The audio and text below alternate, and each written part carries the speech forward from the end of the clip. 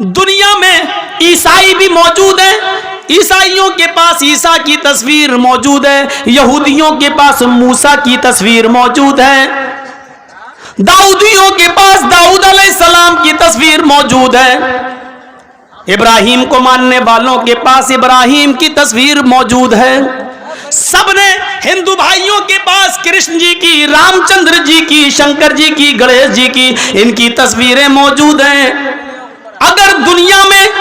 کسی نبی کی تصویر موجود نہیں ہے تو وہ ہستی ہے جناب محمد رسول اللہ صلی اللہ علیہ وسلم کی، کیونکہ اگر آج نبی کی تصویر ہوتی تو کوئی آدمی نماز پڑھنے مسجد میں جاتا ہی نہیں، کوئی آدمی اللہ کے نبی کے روضہ اقدس پہ جاتا ہی نہیں، وہاں درود پڑھتا ہی نہیں، وہ اللہ کے نبی کی تصویر کو اپنے گھر لگا لیتا، وہ نبی کی تصویر پہ ہار یا مالا ڈال دیتا، یا تصویر کو اپنے گھر میں لگا کر 7 چکر اسی کے لگا کے کہہ دیتا کہ حج ہو گیا۔ میرے پیارے ساتھیوں، وہ نبی اکرم کی تصویر کو چھوٹے چھوٹے ٹکڑوں میں لے کر اس کا تعویذ بناتا، اس کو پہنتا، اور پھر نبی کا فوٹو اخباروں میں چھپتا، نبی کا فوٹو پیپروں میں آتا، اور کبھی اس کی کٹنگ ہوتی اور وہ پیروں کے نیچے روندا جاتا۔ اللہ تعالیٰ کو اپنے نبی کی یہ رسوائی اور بے عزتی گوارا نہ تھی میرے بھائیوں، اس لیے اللہ نے جناب محمد رسول اللہ کی کوئی تصویر دنیا میں باقی نہیں چھوڑی ہے،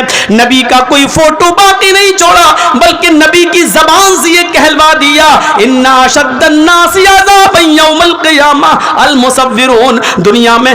قیامت کے دن جہنم کے اندر سب سے سخت عذاب اس کو دیا جائے گا جس نے دنیا میں تصویریں بنائی ہوں گی، تصویریں کھینچی ہوں گی، اس سے کہا جائے گا ان تصویروں میں تو جان ڈال، ان تصویروں میں تو روح ڈال، اور ظاہر ہے کہ ان تصویروں میں وہ روح ڈال نہیں سکتا۔ پھر اللہ کی ایک پیدا کردہ مخلوق کی تو نے تصویر کیوں بنائی؟ جب اس میں جان ڈالنے کی طاقت نہیں تھی تو تو نے کیوں؟ اے شادیوں میں دولہا اور دلہن کے فوٹو کھینچنے والوں، اے اپنے بستروں پر، اپنے بیڈ پر شادی کا میاں اور بیوی کا فوٹو لگا کر بیڈ پر چپکانے والوں، میاں اور بیوی کی تصویر اپنے کمرے میں لٹکانے والوں، تیار ہو جاؤ، ان اشد الناس عذابا یوم القیامہ، قیامت کے دن سب سے زیادہ سخت عذاب انہی کو ہوگا جو دنیا میں تصویریں کھینچتے ہیں، دنیا میں تصویریں بناتے ہیں۔ اور سب سے زیادہ سخت عذاب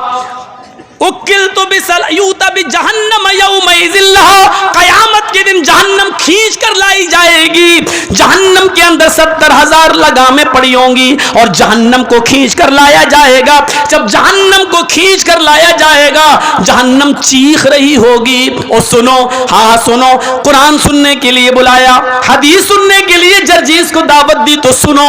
ہاں سنو، جہنم جب کھینچ کر لائی جائے گی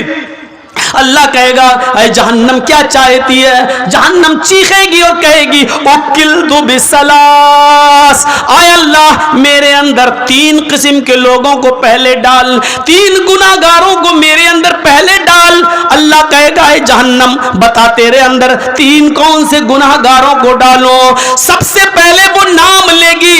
اے اللہ عقوق الوالدین، ماں باپ کے ستانے والوں کو، ماں باپ کو رلانے والوں کو جہنم میں میرے اندر سب سے پہلے پھینک۔ دنیا میں جو اپنے ماں باپ کو ستایا کرتے تھے، ماں باپ کے ساتھ ظلم کرتے تھے، ماں باپ کو نظر انداز کرتے تھے، ماں باپ کو خون کے آنسو رلاتے تھے، پال پوس کر ماں باپ نے بڑا کیا، ان کو اذیت اور تکلیف دیتے تھے،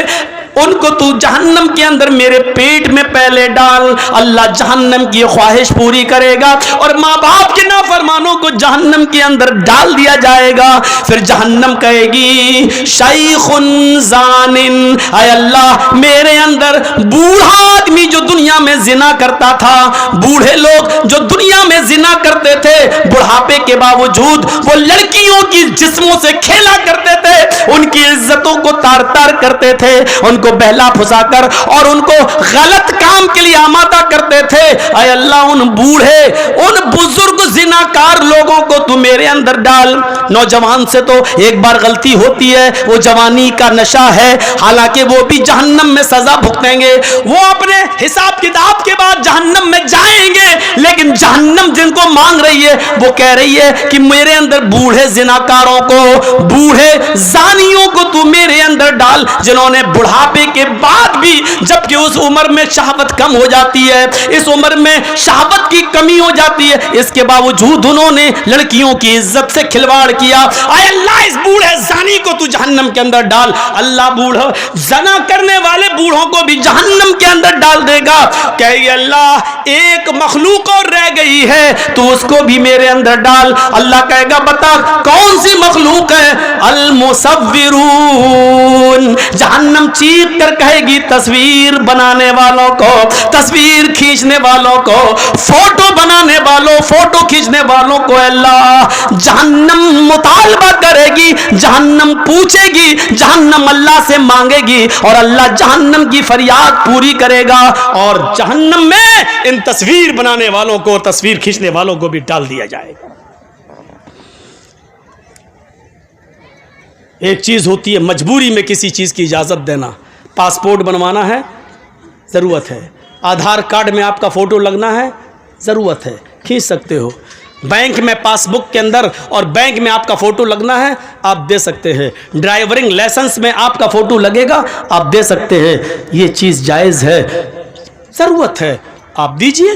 بنا ضرورت کیوں؟ ایک آدمی ویڈیو میں کسی کی تقریر ریکارڈ کرتا ہے